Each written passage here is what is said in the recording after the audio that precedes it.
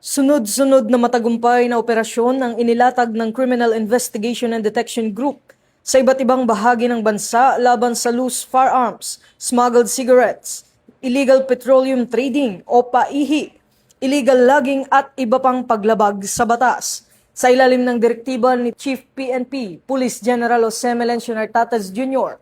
at pamumuno ni Police Major General Robert Morico II, pinaigting ng CIDG ang kampanya kontra kriminalidad at illegal operations. Sa Sultan Kudarat, isang lalaki ang naaresto matapos makumpiskahan ng iba't ibang matataas na kalibre ng baril at mga bala.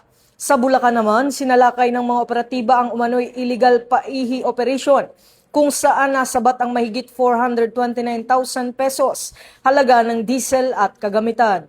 Dalawang Chinese nationals din ang arestado sa Pampanga matapos mabisto ang umano'y illegal tire pyrolysis operation kung saan mahigit 9.5 milyong pisong halaga ng kagamitan at materyales ang nakumpiska.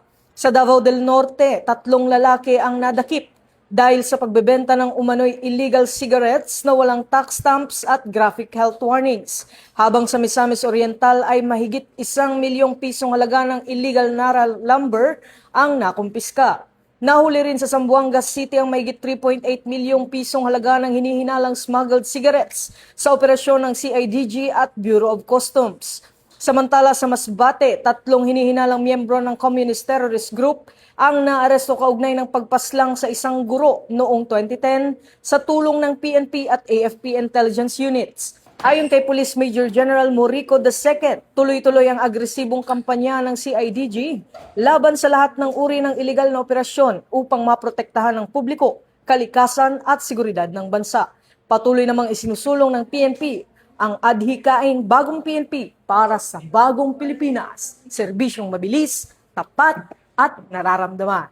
Mula rito sa PNP National Headquarters, ako ang inyong PNN correspondent, Patrolman Don Brosas, alagad ng batas, tagataguyod ng Balitang Pulis.